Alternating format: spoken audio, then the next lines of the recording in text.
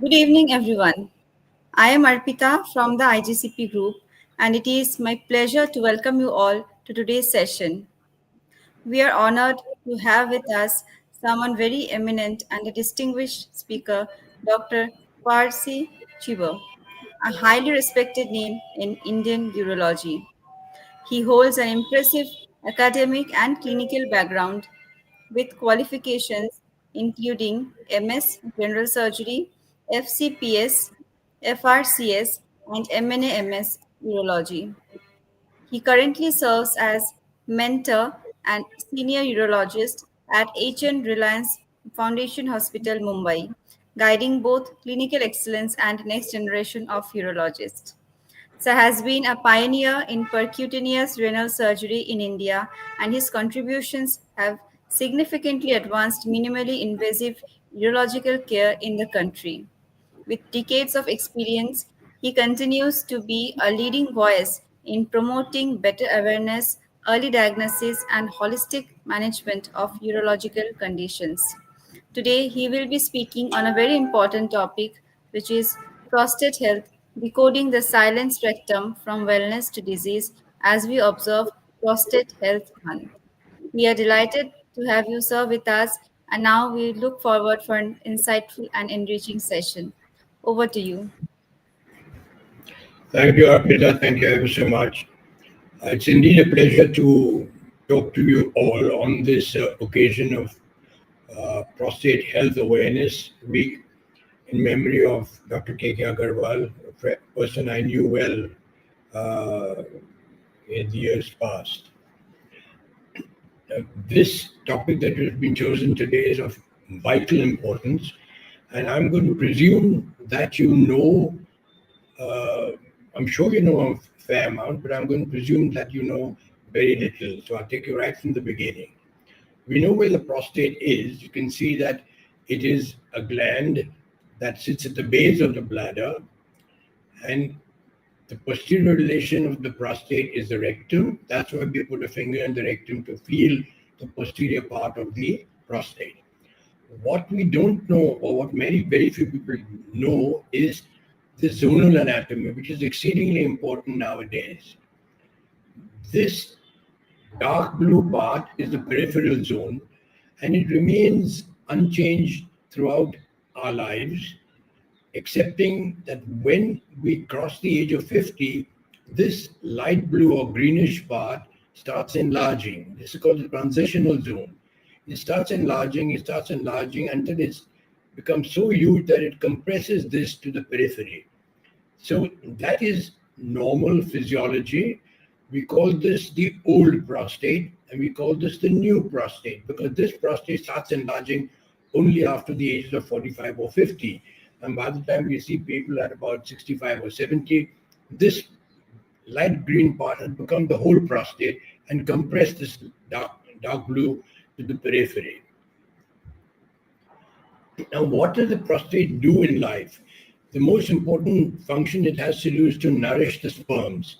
About 70% of the ejaculate is actually prostatic secretions, and it helps in nourishing the sperms and making and liquefying the clotted sperm as it lies in the vagina after intercourse.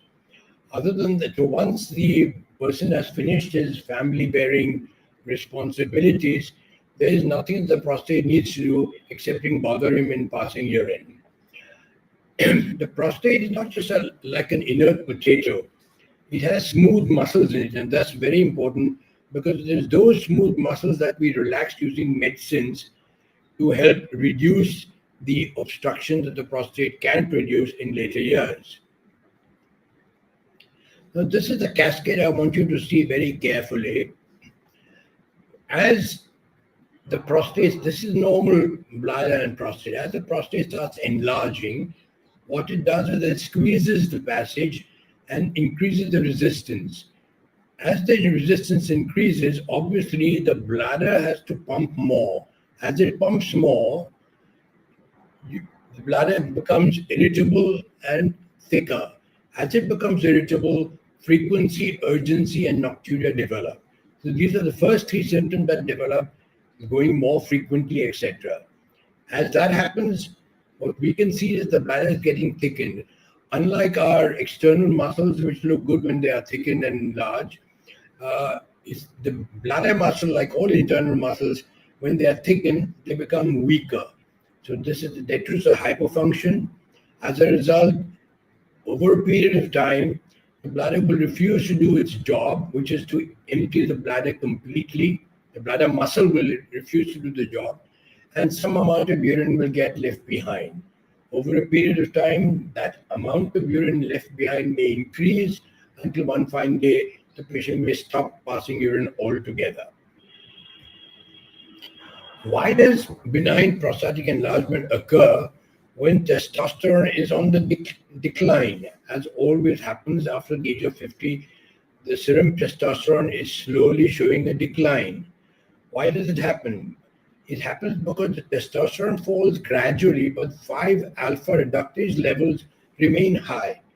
5-alpha reductase is the enzyme that converts testosterone to dihydrotestosterone or DHT.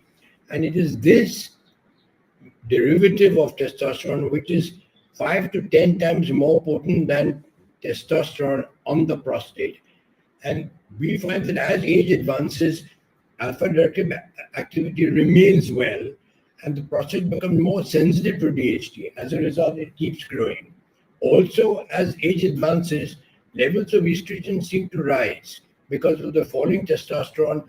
What is not converted gets converted to estrogen peripherally. So all these things cause an enlargement of the prostate. What is the previously we used to call the symptoms prostatism. Now that's not a good scientific word because even women get lower urinary tract symptoms, and even you can get lower urinary tract symptoms without an enlargement of the prostate. So we evaluate urinary symptoms and call them the LUTS or lower urinary tract symptoms. There is a very complicated questionnaire, and I will come to later. But what is in clinical practice, we divide these symptomatology into two separate parts. Those that are irritative, or what we call storage complaints, that is frequency, urgency, and getting up at night, or nocturia. The obstructive, these are far more troublesome to the patient than obstructive symptoms. The obstructive symptoms are a weak stream, interrupted stream, feeling that you are not emptying your bladder, and a desire to strain in order to empty the bladder. So these are the constellation of symptoms we call the LUTS. Very often, our patients will ask us, Doctor, 1 year ago my prostate was 35 grams and now it is 42 grams. Right. I say just throw that report into the bin. It doesn't make any difference what is the size of the prostate because the symptoms are completely independent of the prostate size. Every so often we see people with huge prostates with very few symptoms and people with relatively small prostates with a high amount of symptoms.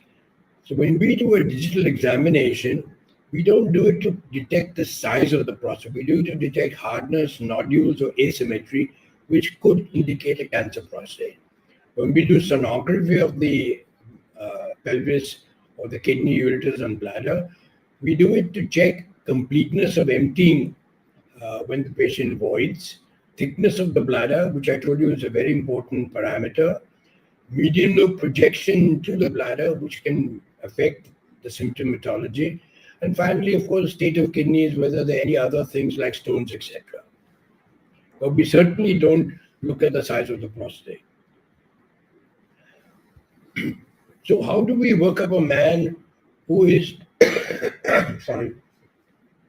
who's got these low urinary tract symptoms physiologically part of his growing up? He's obviously had these symptoms for quite a while, and he's come to you now that the trouble is quite significant. So as I told you earlier, we do the IPSS. That's a kind of a symptom score. It's a questionnaire given to the patient on the basis of the same symptomatology that I had shown you earlier. The other thing we do is a digital rectal exam. That's perhaps the most important thing, and a digital rectal examination. We do a urine examination to just see that there are no cells or infection in the urine. And lastly, we do a PSA. So basically, other than digital rectal examination, everything can be done even outside. We don't need a patient contact. We can do it from his home or from wherever he is. What is this PSA? People seem to be worried about PSA all the time. PSA is prostate specific antigen, which by its own, which what means is that it is specific to the prostate. It is not a cancer specific antigen. It's only a prostate specific antigen. There is no other gland in your body that produces PSA. Now, there is no thing like normal PSA, but we take a percentile of a population, and in the Western countries, this is what we've come to understand, that if your PSA is less than 4 nanograms, then the chance of you having a CA prostate is less than 15%. If it's between 4 and 10, it's about 25%. If it's more than 10, then almost half the people will have a cancer prostate. So that is a statistic. It's only a statistical parameter. Has that been validated in the Indian subcontinent? No, it hasn't. So we are going by Western standards, and that may not exactly be as reliable as we want it to be.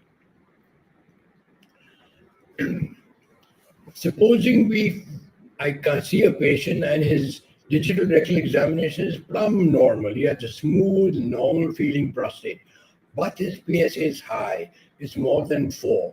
And he's been told by everybody, including Dr. Google, that a PSA of 4 or higher could be indicative of cancer. So he's worried like hell and comes and sees me. What can we do? We can split the PSA into free and total. And if the percentage free PSA is more than 15 or 20%, then it's relatively safe, but it's not fully reliable. You, of course, more importantly, check for infection, because if there's infection, then the PSA is completely unreliable. You should wait till the infection settles down with your treatment. The other thing you can do if the PSA is not grossly increased, is to check the velocity. By velocity, what we mean is call him back after about a month or maybe even 3 months and repeat his PSA. If his PSA is remaining at that same level, then the velocity is practically 0. If it is doubling, then we know the doubling time. The other thing we can do, once you have exhausted all these parameters, you want a definitive answer, you would have to do what is known as a multi-parametric MRI of the prostate. We'll talk about that later. So this man has enlarged prostate. He has the usual constellation of symptoms. Usually by the time he's come to you, the symptoms have been there for at least 2 years to 5 years, at which time he's now chosen to tell you about it. So what do? We don't rush to surgery. We give him a consultation of medicines. The most important medicine that we give him is this, an alpha blocker. What is an alpha blocker? An alpha blocker is a medication that relaxes the smooth muscles which are inside the prostate. And therefore, a hard potato-like prostate will act like a softish, whatever soft fruit you can think of. And with that, the obstruction is partially relieved and the symptoms are improved. What is far more important than improvement of symptoms is that the bladder or the detrusor muscle, the muscle of the bladder, is given rest and respite. Because as I showed you earlier, if the bladder continues to be overworked, it will get thicker and it will get weaker. And the last thing we want is a detrussoropathy, or that is a malady of the bladder where it's become weak. So for that reason, we would like to give alpha blockers as soon as possible rather than very late. Alpha blockers act almost immediately, and they do not act for longer than 24 hours. So if you've taken an alpha blocker today and forgotten to take it tomorrow, then your stream will have all the problems tomorrow. So it's only for everyday use. Patients will ask you, how long should I take it? I've taken it for 3 months. That's not the answer. You take it forever until such time as, despite your tablets, you're getting worse symptoms when you will probably need surgical intervention. The other thing you can use is what you call 5-ARIs, or these are drugs that prevent the conversion of testosterone to dihydrotestosterone, reduce the level of DHT, and therefore, over a period of time, usually about a year or 3 years, they may halt the progression of the prostate enlargement or even reverse it. So that's what, and we use our experience is that it should be reserved for only those cases where the prostate is larger than 40 to 50 grams. It doesn't seem to make any help in smaller glands. The next group of drugs that we use are called antimuscarinics or B3 agonists. They are known as sulfanicin or miravigram. These reduce detrusor overactivity. As I told you earlier, the storage symptoms are far more troublesome to a patient than the obstructive symptoms. And they're worried about getting up 3 or 4 times at night and going to pass urine urgently. And to alleviate these symptoms, we can give these drugs, antimuscarinics or B3 agonists. How long do you give them? You give them as long as the patient has the frequency and urgency. Once this frequency and urgency is reduced, probably because the prostate is no longer obstructive, then you may try to stop it and see how it goes. The last group of drugs that you can use are PDE5 inhibitors. These are drugs which enhance the amount of vasodilator in the corporal bodies of the penis, and they are used to treat erectile dysfunction. It is very common to have erectile dysfunction occurring commonly, synchronously with LUTS or prostatic problems. So we give them these tablets, and it also helps in making the stream better. So these are the 4 groups of drugs that we use. The most important will be the alpha blockers, and other 3 drugs as and when required, depending on the patient's complaints. So when do you decide on surgery? You decide on surgery because enlarged prostate and LUTS is a quality of life complaint. There's nothing dramatic about it. Every person over the age of 65 has it, and it would all depend on how it is affecting his quality of life. Someone who is busy in office all day will find the fact that he gets up twice or thrice at night very irritating because it makes him sleepy during the working hours of the day. A retired person will have no problem with waking up 3 times at night because the rest of the day he has enough time to rest. So it's a kind of a joint decision. So the indications are twofold: subjective and objective. Subjective is what the patient tells you and says, "No, I can't tolerate this anymore. You've got to do something." And objective is when you think, regardless of what the patient says, that he is causing his body harm. And as I told you earlier, the first indication of harm is a thickening of the bladder and the fact that he's leaving behind urine, a post-void residue. If these 2 parameters are increasing over a period of observation, months or years, then certainly you would decide to do surgery. Now, what is the surgery that we have available to us for the ordinary or benign prostate?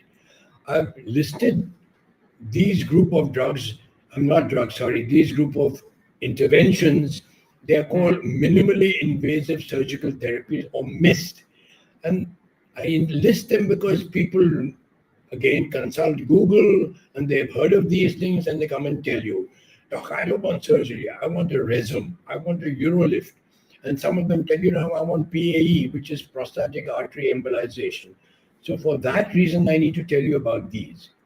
RESM is, in effect, is actually putting boiling water into the prostate, which will, over a period of time, cause the prostatic tissue to denature and become smaller. The unfortunate thing is you have to keep a catheter for at least about 7 days and then take it out. But the advantage is that you don't need admission, you need a very short anesthesia, and the patient can go home immediately the same day. The other technique is Euro lift. This is a temporary procedure for a young man who's got a lot of prostatic complaints and he's still sexually active. And usually, prostate surgery would render him incapable of ejaculating or may render him incapable of ejaculation. It will not affect his erections, but it will affect the ejaculation. So, for that reason, some patients, younger patients, may prefer Euro lift. This is a kind of a collar stud that pushes the two lobes of the prostate apart without touching the prostate at all. So you could get about 2 to 5 years of relief, and when finally this doesn't work, you will go in for surgery. The last, as I told you, is prostatic artery embolization. This is a regime that was generally marked for old patients who are incapable of having anesthesia, who have a very restricted life expectancy, who have a catheter which cannot be removed. So here it's an interventional radiological procedure where a catheter is put into the prostatic artery. The artery is embolized. The prostate will then slowly involute over a period of about 3 weeks to 4 weeks, after which the catheter may be removed. So these are indications of some of these missed procedures. They are not the regular standard of care. What is the standard of care? The standard of care is what we call a TURP, done by bipolar or monopolar current. What this is a piecemeal removal of the prostate, the adenoma, where with the help of a loop energized with electric current, you chop off the piecemeal the prostate, push all the chips into the bladder, and then wash them out. It's perfectly successful for a large majority of your prostate cases, up to 100 grams. Most people can easily do, most experienced resectionists will be able to do 100-gram prostate without too much trouble and finish it within an hour or hour and a half. It's only when the prostate is so large that you would need to be inside the urethra for a longer period of time that you have to consider other techniques. I call these techniques anatomical enucleation of the prostate. It can be done using holmium or thulium laser. It can be done using a bipolar current. But both these techniques will require the presence of an instrument in the urethra. And it all depends. If you are going to take, with any of these techniques, if you're going to take longer than an hour and a half, then the chances of leaving a urethral stricture are high. And therefore, this is not acceptable. For this reason, if you have a large prostate and you want to do urethra sparing surgery, the best treatment is either open enucleation, the old standard enucleation that we did before all these endourological procedures were invented, or very effective. What I do is a robotic assisted enucleation. So we do the same procedure we used to do by open surgery, only now we do it robotically. So the patient goes home in about 2 days or 3 days and has hardly any of the morbidity that open surgery would have. There is 2 other procedures which I need to tell you about, and that is green light laser. Green light laser is a technique that evaporates the prostate. You have no tissue for histology. It evaporates the prostate, but it does that using a green light laser, which is the most effective hemostatic laser that we have today. So you use that particularly if the patient is on blood thinners and the same cannot be stopped for medical reasons. The next procedure is aquablation, which is not available anywhere in India, but this is a robotic procedure where they use high pressure water jet to evaporate the prostate. It's successful, but it's very expensive and has downsides as well.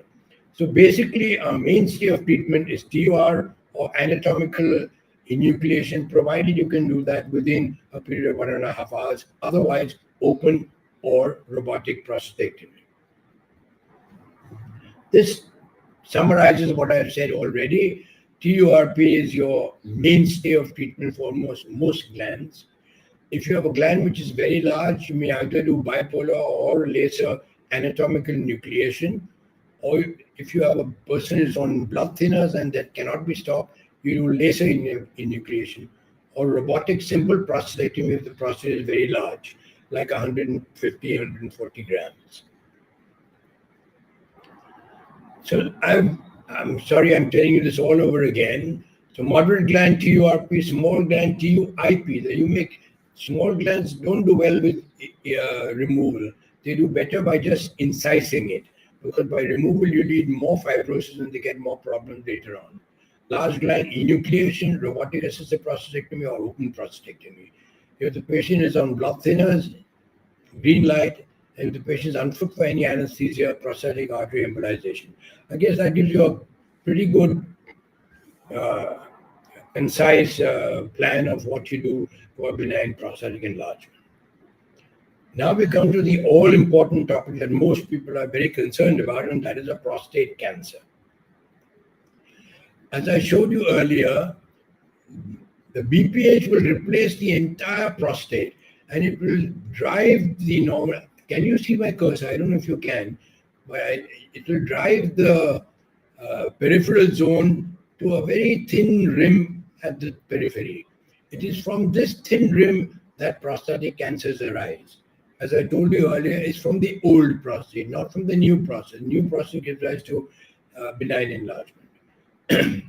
So, what is a cancer of the prostate? It arises from mutation of prostatic epithelial cells, usually in the peripheral zone. They grow and multiply, and the usual fuel for their growth is androgens. If you don't have testosterone, if the patient is castrate, then the prostate cannot grow. So these cells also produce PSA, and that this PSA is upregulated, so the PSA will be elevated, and that's what we try to detect. So let's go to the next thing. What are the symptoms of an enlarged prostate? Of a CA prostate? Unfortunately, none. The only symptoms that a man with a cancer prostate will have are the same symptoms that he has because of his benign enlargement. And more likely, the symptoms are because of his benign enlargement and not because of the cancer he's also harboring. So there is no way in which you can detect unless it's too late. When it's late, below the line, you can see blood in the urine, pain in the pelvis or rib because of metastasis, lymphedema because it's gone to the nodes, or even renal insufficiency because it has caused kidney damage. But nobody wants to wait till those symptoms. So basically, you have no way of differentiating and diagnosing prostate cancer early without what I'm going to come to next. So when do we need to diagnose this early? Yes, we do need to diagnose it. How do we diagnose this early? We need to diagnose early, but do you have to screen the population? Should we go out into the population, go to various offices and run tests and detect cancer prostate? No, that would be inadvisable in a country as populous as ours. It would be very, very non-cost effective. Do you want to do early diagnosis? Yes, you have to do early diagnosis if you can couple it with risk stratification. I'll come to that soon. So what is the cornerstone of diagnosis? Two things mainly. A digital rectal examination, which will give us suspicion that there is probably a hard nodule and he may be having a cancer prostate, and or PSA elevation. So if either, not both, either of these are suspicious, if the PSA is elevated or if the digital rectal examination is not exactly normal, then that should raise a red flag for CA prostate, and you need to investigate further. How do you clinch the diagnosis? You clinch it by doing a scan known as an MPMRI, or a magnetic multiparametric magnetic resonance imaging. If that shows, and there are very MPMRIs are now exceedingly good quality, and they will show you a lesion. And if that shows you a lesion, then you need to biopsy that lesion, and you need to, for good measure, biopsy the rest of the prostate also. But the MPMRI is becoming so good that I predict that sooner or later we will only biopsy the lesions shown in the MRI and not the rest of the prostate. Once you've diagnosed that there is a cancer of the prostate, you want to make sure that it's only in the prostate and not gone beyond. And for that, we use only one test now. It's called PSMA PET CT. Previously, we used to use bone scans and CT scans. That is all out of the window now. One test will give you the answer, and that is PSMA PET CT. Then comes the next most important question, which I said earlier, stratification. Are all prostate cancers created equal? No, they're not. No, they're not. You could have an indolent prostate cancer, which will be with you for 10 or 15 years, and probably the patient will die with his cancer rather than of his cancer. So you need to risk stratify a cancer once you've diagnosed it. There are various schemes we have, but generally we give sort of weightage to these following parameters: the age at diagnosis, the PSA at diagnosis, the Gleason score, which is the histology at diagnosis, the stage, which is what we have seen on either digital or on MRI, and the percentage of coils that have turned out to be positive. There are many other, this is just the one from University of California, but there are many other formats for stratifying the disease. But stratification is most important. Sorry, I think. Now, what are the treatment options for a cancer prostate? Primary treatment with a curative intent. That means that the cancer is limited to only the prostate, it's not gone anywhere else. And now we have an intent to rid this person of his cancer prostate for the rest of his life. That is, give him a cure. Is that possible? Yes, there's a good percentage chance of that being possible. So, how do we do that? There are two ways possible, and that is, one is radical surgery, where we remove the entire prostate, complete with the capsule and the seminal vesicle, and do a bilateral pelvic lymphadenectomy. In doing so, we have removed the station where the prostate was. We've removed where the disease might have gone microscopically and cannot be detected now, which is the lymph nodes. So at the end of which, if you have lymph node negative and everything within the capsule, you have what we call an R0 resection. And that is the nearest you can get to a cure. The other option is radiation. It's like you're not going to remove the prostate, but you're going to burn it, as it were, by using radiation. Most radiologists, radiotherapists, will use androgen deprivation along with their radiation therapies, which to my mind is actually creating a issue of fudging the results, because you're not very sure what is helping and which is helping more. Anyways, you can aim to treat these patients radically by radiation. What is the surgery for prostate? Previously, there was open surgery, but open surgery was extremely difficult for the simple reason that prostate is stuck behind the pubic bone in a very inaccessible corner of the abdomen. And to access it and see it properly and to work on it was exceedingly difficult. And over the last 15 years, now we have a modality called robotic surgery. Robotic surgery is actually robotic assisted laparoscopy. So what we do is, instead of opening the patient, we put 4 or 5 ports, put trocars inside, put a telescope, put 2 instruments, and connect that to an instrument which is a robot. The surgeon sits remotely, as you can see in the bottom left and bottom right corner, sits remotely on the console. He's not washed up. He could be, he's not sterile. Whatever, every delicate movement of his hands is translated with great degree of precision onto instruments that are inside the body. These instruments that are inside the body are wristed, as you can see in the bottom left-hand corner. They have the ability of movement very much like our own wrist. They have 7 degrees of freedom of movement. So why is it robotic laparoscopy a preferred choice? It is so because It has 3D imaging. You can see it in depth perception. It gives you 10 times magnification. The movement has 6 degrees of freedom, as I just told you earlier. The steadiness of the instrument is amazing. So it does not fatigue. It does not fatigue at all. You could leave an instrument in one spot and then take your head out of the console and have a cup of coffee and come back, and the instrument is precisely at the same place as it was when you left. The movements are very intuitive. It feels as if you're operating at open surgery. And the movements are scalable. So all these things make this an amazing help to us. Now, primary treatment with curative intent, external beam radiation. This is radiation given to the prostate. Generally, it's given every day, excepting holidays, for about 6 to 7 weeks. It's the total dose that is calculated. The same dose can be given shorter period of time. That's known as hypofractionation. And generally, papers say that the results of both these in terms of cancer control is equal. And even if you were to accept that, I still feel unhappy with the fact that the prostate is still in the body.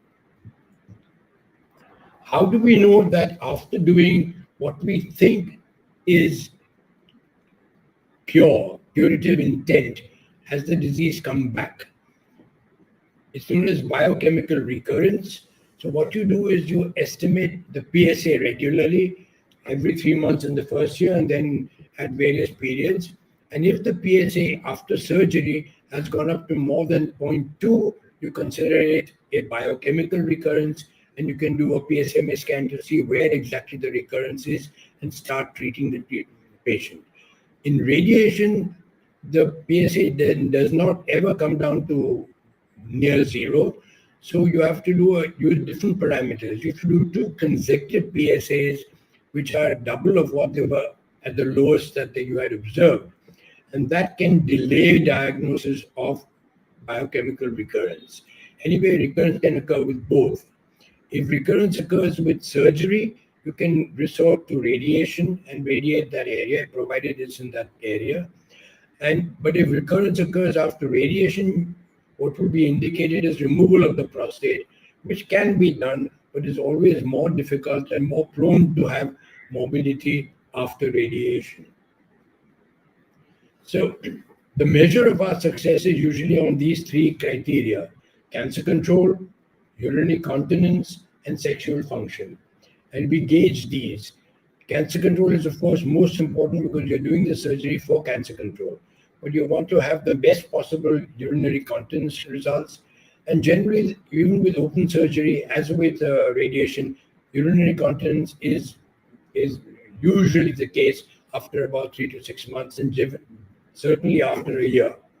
Sexual function, if you do nerve sparing, may be spared at the end of about 6 months or a year, but there is no guarantee about that. And sexual dysfunction after radical prostatectomy is not uncommon. What do we do if it is not amenable to curative intent, which means the cancer has gone beyond the prostate, it's gone to the lymph nodes or the bones? Then obviously now we have to do systemic therapy. And as I told you earlier, it's androgens that fuel the cancer. So what you do is remove the androgens. This can be done medically or surgically. By surgically, you bilaterally remove the testicles, what we call a bilateral oophorectomy. And medically, you would give them an injection known as an LHRH analog or an antagonist. And this would cut down the level of testosterone immediately in the body. This would have to be carried on for life. So if you're giving him medical treatment like LHRH analogs, they would have to be continued 3 monthly for life. If you want to get off them, you should go on to a bilateral oophorectomy, in which case he does not need to take any medicines or injections. Once he has escaped from this, we call it this is a situation which is hormone sensitive. Once he escaped from that and the PSA has risen even after this ADT, we call it hormone resistant or castrate resistant prostate cancer. and newer drugs are available for that. We call them novel anti-androgens, and there's chemotherapy and a variety of other modalities. I think that would cover. I don't want to put you onto the realm of chemotherapies and which is highly specialized and nuanced. We just leave it at that. Let's talk about prostatitis. It's a very common complaint. What was that? There's nothing in this slide. Is okay. Prostatitis can be of three types. What we call acute bacterial prostatitis, which can be severe or moderate. You can have chronic bacterial prostatitis, and the third, you can have prostodinia or pelvic pain syndrome, where a patient does not have any real proof of infection but continuously complains of pain. The acute bacterial prostatitis is usually can be a complication of prostatic biopsy. Therefore, now increasingly we prefer to do perineal biopsies rather than transrectal biopsies because they are more likely to give rise to infection, although the infection incidence is less than 1%. Prostatitis is also very common among diabetic men and people who are on immunosuppression. It can cause septicemia, and the patient can be exceedingly well and may even need to be admitted to intensive care and be administered very high spectrum antibiotics. But more often than not, they're not so severe and they need injection or local treatment even at home. Sorry, I think I've got a problem with my slides. Christ. Okay, right. We go on to chronic prostatitis. Chronic prostatitis is by far the most common complaint that you see. And the reason for that is twofold. Any prostate which is larger than, say, 40 or 50 grams can harbor infection very easily. The infection is more likely to occur if the person is uncircumcised. It is more likely to occur if the person is diabetic and uncircumcised. And it's even more likely to occur if he's diabetic, uncircumcised, and on an SGLT2, that is a drug that what we call glucose transport, sodium glucose transport inhibitors, which pushes glucose from the blood into the urine and enhances the chance of infection. So it's very common to see these people with enlargements. As a matter of fact, you have a high index of suspicion, and so increasingly we find that if the PSA is elevated and the prostate feels tender but not, and there are no lumps or bumps, then he needs to be on a course of antibiotics before you can go on to a biopsy. If the PSA came stumbling down, then your diagnosis is made and this was prostatitis. Very often, they will have some discomfort and voiding, but more important, you will have sudden deterioration of their urinary complaints. So a person who was only getting up, say, once or twice at night, over the last 15 days is getting up 6 or 7 times at night. This is almost certainly an infection, regardless of what the urine shows. What do we use to treat chronic prostatitis? We use, unfortunately, there is something called the blood-prostate barrier, and drugs don't enter the prostate very easily. They find it difficult to enter it. So you have to use certain drugs that have a higher incidence of getting into the prostate.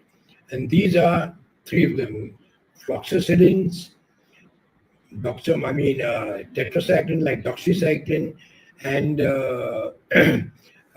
cotrimoxazole. So these are the 3 preferred drugs that we use for prostatitis.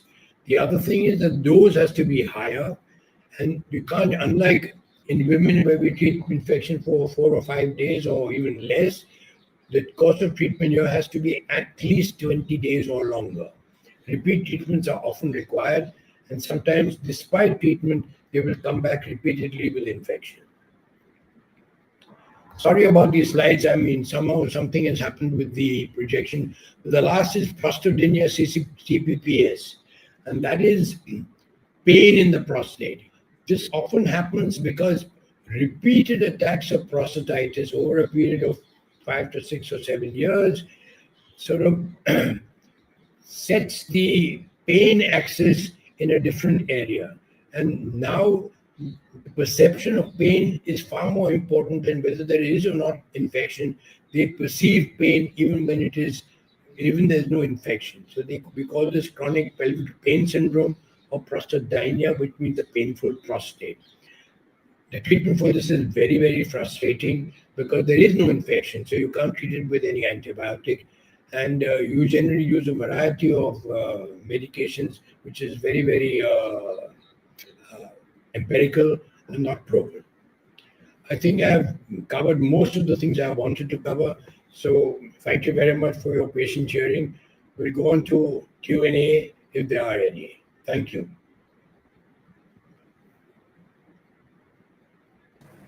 Thank you so much, sir, for the lucid presentation. Now, I would like to take the questions from our audience.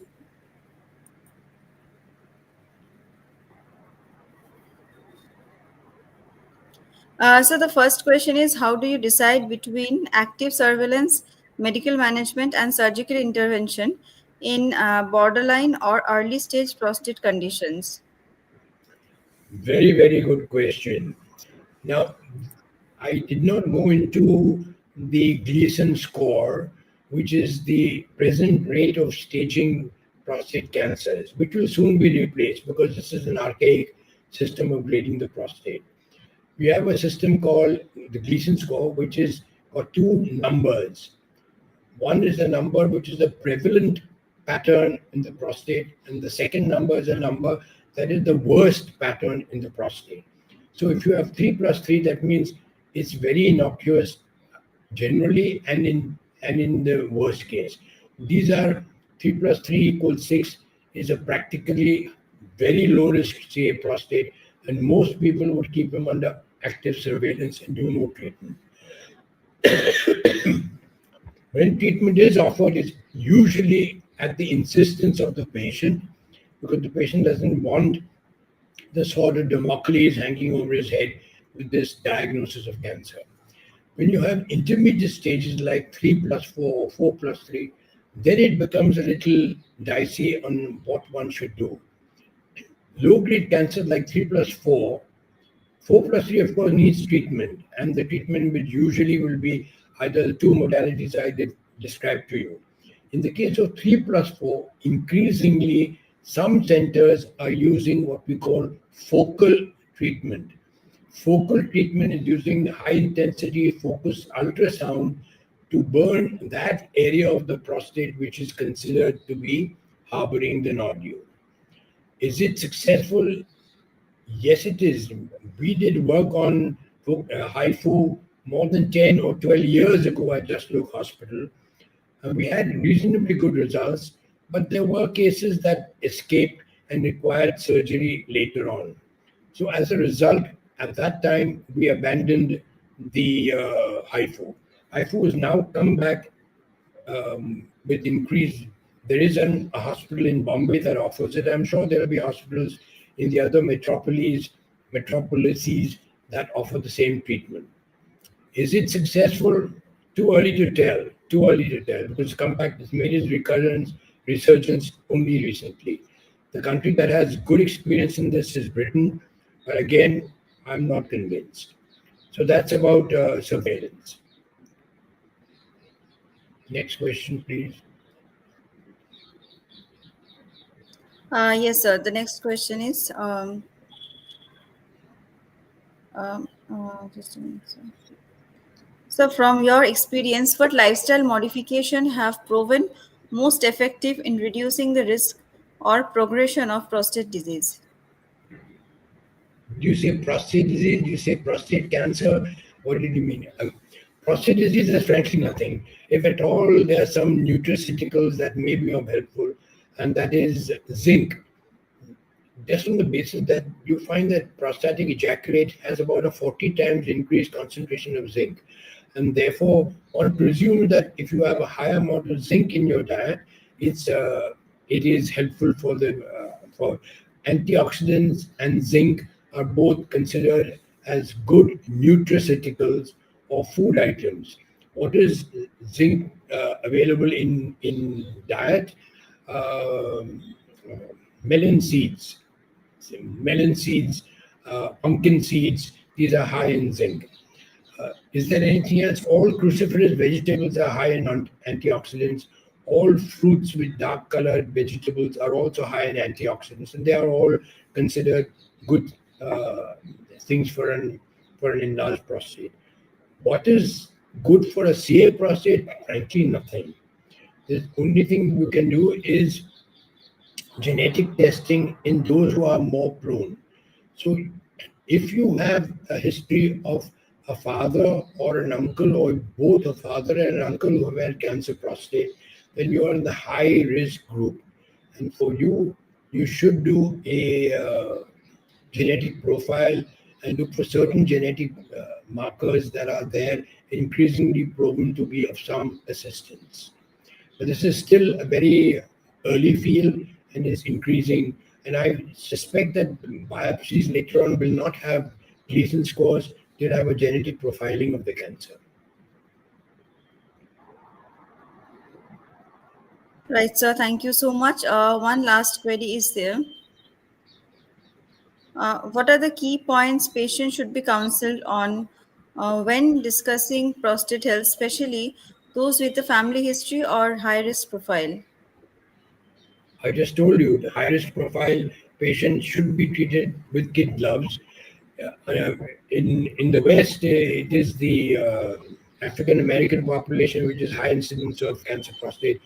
Luckily or unluckily, we don't have such a high incidence group, or we haven't detected one as yet.